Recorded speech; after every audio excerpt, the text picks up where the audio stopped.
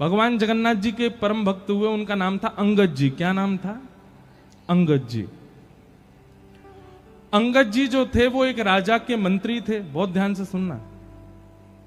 अंगद जी की जो पत्नी थी वो बहुत सुंदर थी और अंगद जी उससे बहुत प्रेम करते थे, परंतु पत्नी जो थी वो परम भक्त थी। कथाओं में जाना, सत्संग सुनना, ये सब में उसकी बड़ी रुचि। अंगद जी को कथा वथाओं से कोई मतलब नहीं था। उन्होंने पत्नी से स्पष्ट कह दिया, तुम जहां जाओ कथा सुनो, भक्ति करो, संत महात्माओं को प्रसाद पवाओ, सब करो, मुझसे कभी मत कहना कि ये सब करो, मुझसे नहीं होता। पत्नी बोली, ठीक है, कोई बात नहीं, आप अपने राजपाट पे ध्यान दो, हम भक्ति करें। अब एक दिन क्या हुआ, एकादशी का दिन था, तो संत महात्माओं ने कहा कि आज आश्रम में कोई उत्सव चल रहा है, सत्संग कहां हो, शांति हो, ऐसी जगह सत्संग हो। तो अंगद जी की पत्नी बोली, आप सब हमारे घर चलो, हमारे घर पे ही सत्संग कर लो। तो सब संतों को लेकर के अंगद जी की पत्नी घर आ गई और वहीं पर ही सत्संग होने लगा। समाज बैठ करके नृत्य कर रहे हैं, कीर्तन हो रहा है, कथा हो रही है। शाम का समय अंगद जी लौट करके आए अपने घर। घर आकर के देखा तो महाराज उछल उछल करके जो है महामंत्र पर सब कीर्तन कर रहे हैं और साधु महात्मा भी सब नृत्य कर रहे हैं और वहां तो कीर्तन कथा चल रही है। अंगद जी महाराज तो क्रोधित हो गए और भीतर जाकर के उन्होंने चिल्लाना शुरू किया, बंद करो ये सब नाटक, क्या कर रहे हो यहां पर? ये घर है, तुम्हारा आश्रम नहीं है, ये घर है, ये तुम लोगों का मठ मंदिर नहीं है जो यहां उछल उछल के कीर्तन करो, निकलो यहां से बाहर। अब वैष्णवों को अपने अपमान से इतना बुरा नहीं लगता, पर कथा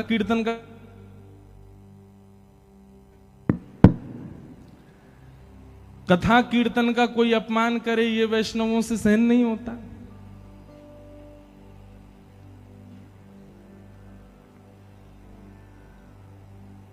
सब लोग चले गए। अंगद जी की पत्नी बिल्कुल नीची नजर किए और महाराज लाल पड़ गया था चेहरा उसका।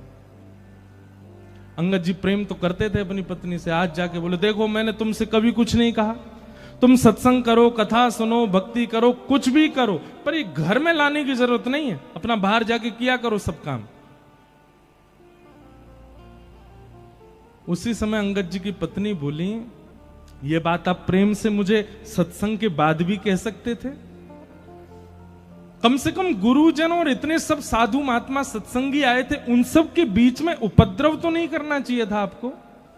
और ये मुझसे प्रेम से बात क्यों कर रहे हो? मैं कौन हूं? गृहिणी हूं, पत्नी हूं, केवल इसलिए प्रेम से बात करो। इतना ही प्रेम उनके सामने दिखा दिया होता, वहां तो तुम चिल्ला रहे थे। अरे जिन गुरुजनों के चरणों में प्रणाम करती हूं, जिन संत जनों को मैं वंदन करती हूं, उनके सामने तुमसे प्रेम से नहीं बोला गया, मुझको प्रेम दिखा रहे हो। सुनिए, आपके इस कृत्य की क्षमा तो नहीं दे सकती मैं आपको, पर मैं आपको छोड़ करके भी नहीं जा सकती, क्योंकि मैं पतिव्रता नारी हूं, आपके साथ रहना पड़ेगा मुझको। पर मेरा आज से नियम होगा, क्या? मैं घूंघट करके रहूंगी, आपको ना तो अपना मुख दिखाऊंगी ना आपका मुख देखूंगी। आपके लिए भोजन बनाऊंगी, आपके बर्तन कुर्तन जो करना है सब काम करूंगी, घर के जो भी गृह गृहस्थी के काम होते हैं सब निभाऊंगी, लेकिन ना आपका मुख देखूंगी ना अपना मुख दिखाऊंगी। ये मेरा आज प्रण है। अंगद जी की पत्नी ने, अब इसको आप क्या समझेंगे? तन से वो संगी ही है, पर मन से त्याग कर दिया उसने। अब अंगद जी की पत्नी पूरे दिन घूंघट में रहती है। एक दिन, 2 दिन, 4 दिन, 5 दिन बीत गए। अंगद जी बोले, अब मान जाओ। पत्नी नहीं मानी, बोले, मृत्यु को प्राप्त हो जाऊंगी घूंघट में, लेकिन आपको मुख नहीं दिखाऊंगी ना आपका देखूंगी। 1 महीना बीत गया। अंगद जी अब उदास रहने लगे, घर जाने का मन ही नहीं होता। क्यों? पत्नी बात ही नहीं करती है। तो एक दिन अंगद जी अपने घोड़ा पे बैठ के कहीं जा रहे थे, तभी देखा कि महाराज वैसा ही सत्संग कहीं चल रहा था। लोग उछल उछल करके कीर्तन कर रहे थे और व्यास मंच पे बैठ के एक कथाकार बढ़िया कीर्तन गा रहे थे। अंगद जी बोले, जाके सुनूं तो सही, इस कथा में ऐसा है क्या जो मेरी पत्नी ने मेरा त्याग कर दिया कथा की वजह से। कथा में पहुंचे, कीर्तन विश्राम होते ही सब बैठ गए, कथा होने लगी। अंगद जी दूर बैठे हैं और दूर बैठे बैठे सुनते सुनते 1 महीना से जितना क्षोभ उनके चित्त में था ना, चंद मिनट की कथा में वो सारा क्षोभ दूर हो गया और उनको इतनी सुख की अनुभूति होने लगी, इतना अच्छा लगने लगा कथा में कि अब तो वो दूसरे दिन समय से पहले आकर के बैठ गए और आकर के पूरी कथा सुनने लगे, पीछे बैठ करके पूरी कथा सुनते। तीसरे दिन अंगद जी जैसे ही आए, आकर के देखा तो आज तो कोई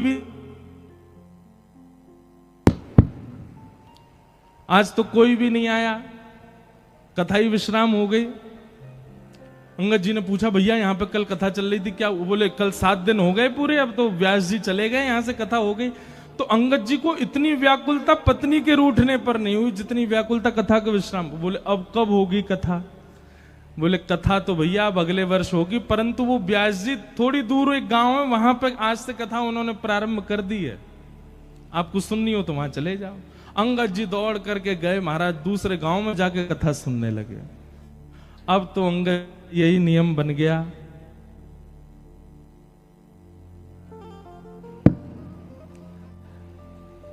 बोलो वृंदावन।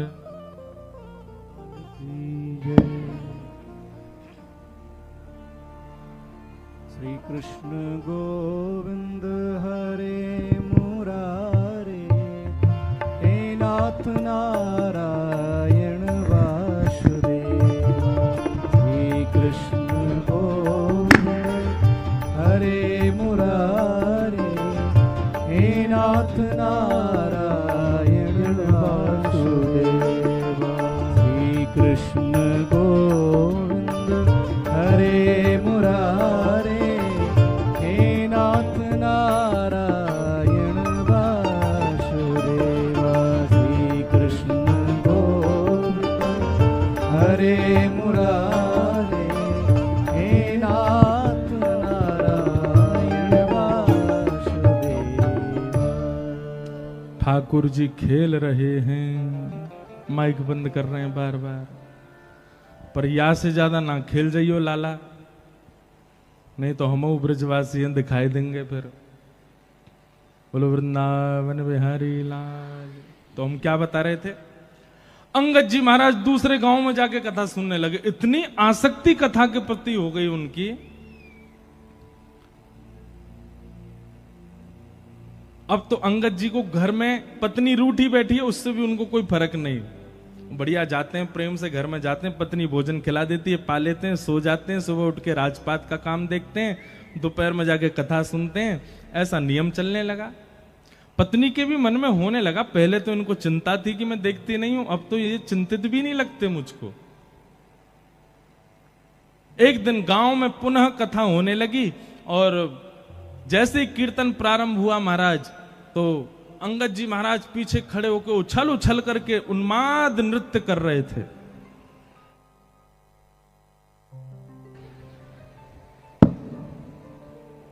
एक बात हम आपसे कहें, कीर्तन में कभी भी सोच समझ करके नृत्य मत करना। 4 आदमी उठा रहे हैं तब आप नृत्य करो, इससे बढ़िया मत करो। नृत्य कब करो? जब आप स्वयं को रोक नहीं पाओ, तब ही नृत्य करना। इस बात को हम प्रमाणित ऐसे कर सकते हैं, भगवान स्वयं कह रहे हैं, वाग गदगदा द्रवते यस्य चित्तम रुदत्त भिक्षणम हसति क्वचिच्च विलज्ज उद्गायत नृत्यते च मद भक्ति युक्तो भुवनम पुनातु। ठाकुर जी कहते हैं जो सोच समझ करके नृत्य कर रहा है, समझो वो आडंबर है, वो भी दंभ है। पर जिसके पांव रुक ना पाए, जिसके हाथ रुक ना पाए, जिसके नेत्र स्वयं को रोक ना पाए, जिसका मन स्वयं को रोक ना पाए, समझ जाना उसके चित्त में मैं ही खड़े होकर के नृत्य कर रहा हूं, तभी वो नृत्य कर रहा है। इसलिए कभी भी संकीर्तन कीर्तन भजन में सोच समझ के नृत्य नहीं, आप स्वयं को थोड़ी देर रोक के रखो, जब लगे कि अब रुका ही नहीं जा रहा तब नृत्य करो, तब समझना कि चित्त में श्याम सुंदरी नृत्य कर रहे हैं, और वो जो सुख होगा ना वो अद्भुत ही होगा। तो ऐसा उन्माद नृत्य कर रहे थे कि महाराज सारी श्रोताओं की दृष्टि चली गई। उसी सत्संग में सबसे आगे बैठी थी अंगद जी की पत्नी, उसको भी नहीं पता था कि पीछे वो हैं, और ना अंगद जी को पता था पत्नी बैठी। तो सब लोग देखने लगे, व्यास जी भी उन्हीं को देखने लगे। तो तो पत्नी ने कहा कि कौन नृत्य कर रहा है देखूं, तो पीछे देखा तो अंगद जी नाच रहे थे। पत्नी बोली ये मेरे पतिदेव ही हैं? बार बार अपनी आंख मीड़ करके देखे, बोले हाँ लग तो वही रहे।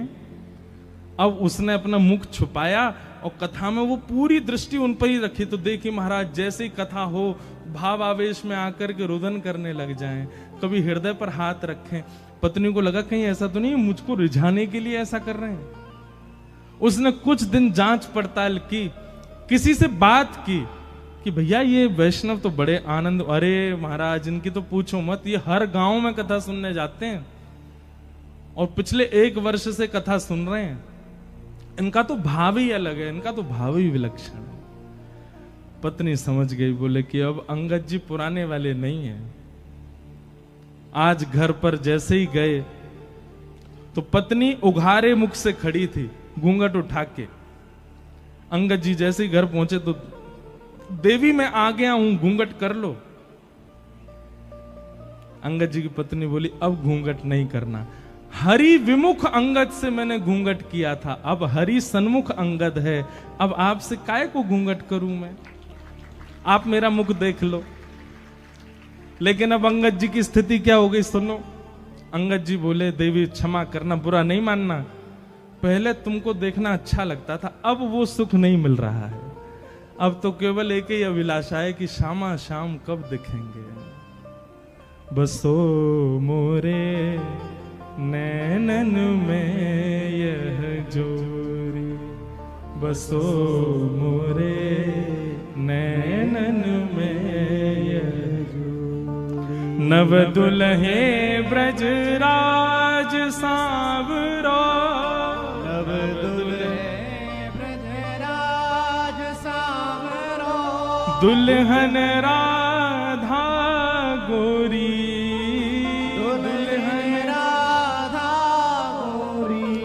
बसो मोरे नैनन में यह जोरी, बसो मोरे नैनन में यह जोरी। तो जिनका भी ये प्रश्न था कि हमारे पिताजी ऐसे हो गए, हम क्या करें, जैसे अंगद जी की पत्नी ने मन से त्याग किया वैसे त्याग करो।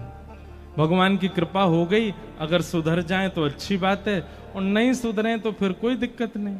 सब अपना प्रारब्ध भोग रहे हैं संसार में। आप केवल 1 बार 2 बार प्रार्थना कर सकते हो, आप पीछे नहीं पड़े रह सकते किसी व्यक्ति के कि वो सुधर जाए। हम आपसे फिर प्रार्थना करते हैं, जो माता पिता बालकों के पीछे पड़े रहते हैं, भक्ति करो, भजन करो, मंदिर जाओ, कथा, काय को पीछे पड़ रहे हो उसके प्रारब्ध में भक्ति भाव होगा तो वो करेगा, नहीं कर रहा है तो फिर कोई बात नहीं, आप 1 आध बार प्रयास करो, उसके बाद वो ना करे तो पीछे मत पड़े रहिए उसके।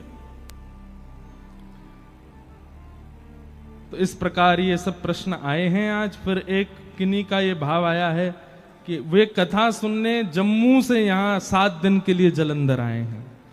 उनका भाव है कि महाराज जी कभी जम्मू भी कथा करने आओ, वैष्णो देवी मैया से कृपा करो, प्रार्थना करो कि वो हमको बुलावें, तो जल्दी जम्मू भी कथा सुनाने के लिए आएंगे। बोलो भक्तवत्सल भगवान की।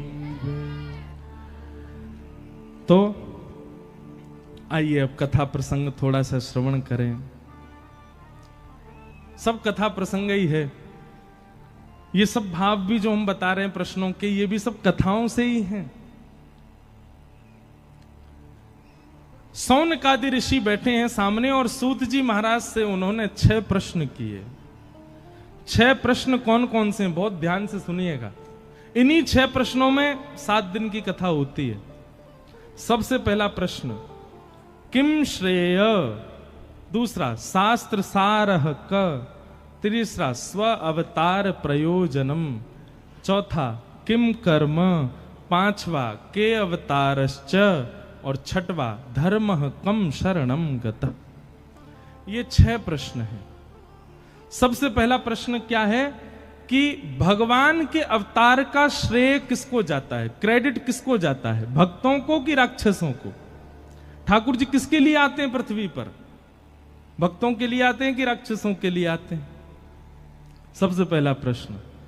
दूसरा शास्त्र सारः क, हमारे इतने सारे शास्त्र हैं, हिंदू वैदिक सनातन धर्म में इन सब का सार क्या है? तीसरी बात, स्व अवतार प्रयोजनम, भगवान के अवतार का प्रयोजन क्या है? भगवान कभी राम बन के आते, कभी कृष्ण बन के आते, कभी परशुराम बन के आते, ये बात तो समझ में आती कि इंसान जैसे बन के आए। कभी कभी भगवान कछुआ बने आए, कभी भगवान मत्स्य बने आए, कभी नरसिंह बने आए, कभी बराह बने आए। ये रूप क्यों? जब भगवान एक ही है और समस्त भगवानों में एक समान शक्ति है, तो फिर रूप क्यों बदलते हैं भगवान? एक ही रूप में सारे अवतार क्यों धारण नहीं करते? रूप क्यों बदलते हैं बार बार? स्व अवतार प्रयोजनम। और उसके बाद किम कर्म, भगवान का कर्म क्या है? भगवान करते क्या हैं? हमने तो सुना है कि कर्म की उन पर कोई गति नहीं होती, तो फिर भगवान करते क्या है? किम कर्म। और फिर अगला प्रश्न, के अवतार, अवतार कितने हैं भगवान के? तो कोई 10 बताता, कोई 24 बताता। और अंतिम प्रश्न क्या है?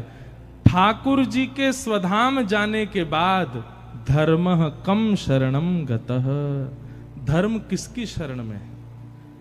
जिस धर्म को स्थापित भगवान ने कर दिया, उस भगवान के जाने के बाद धर्म किसकी शरण में गया? ये 6 प्रश्न है। समझ में आए? 6 प्रश्न आए तो कोई के नहीं है, फिर भी सुन लो। पहला प्रश्न, भगवान के अवतार का श्रेय किसको जाता है? किसके लिए आते हैं भगवान? राक्षसों के लिए? राक्षसों के लिए आते हैं कि भक्तों के लिए आते हैं? बताओ। हैं? वो तो हमको पता है, जबरदस्ती बहती गंगा में हाथ तो सब धो ही दोगे। प्रमाणित करो कि भक्तों के लिए आते हैं, राक्षसों के लिए। और अगर भक्तों के लिए आते हैं तो फिर क्यों रावण को मारा? भक्तों के लिए आते हैं तो क्यों पहले प्रहलाद पर कृपा ना करके पहले हिरण्यकश्यप को मारा? देखो, ठाकुर जी आते तो भक्तों के लिए ही हैं, पर उस भक्त का इतना स्मरण किया जा चुका होता है राक्षसों के द्वारा, उस भक्त के भले ही कुभाव से ही सही, उस भक्त की इतनी सेवा की जा चुकी होती है राक्षस के द्वारा, नित्य दर्शन। अरे भाई, वैष्णव दर्शन ही तो बहुत बड़ा लाभ है। अब भले ही हिरण्यकश्यप द्वेष बुद्धि से करता था, पर करता तो था प्रहलाद के दर्शन। तो इतने दर्शन कर लिए भक्त के कि महाराज उस दर्शन से इतना फल बढ़ गया, वैष्णव दर्शन से इतना फल बढ़ गया राक्षस का, कि भगवान आते पहले राक्षस का वध करते हैं, राक्षस पर अनुग्रह करते हैं।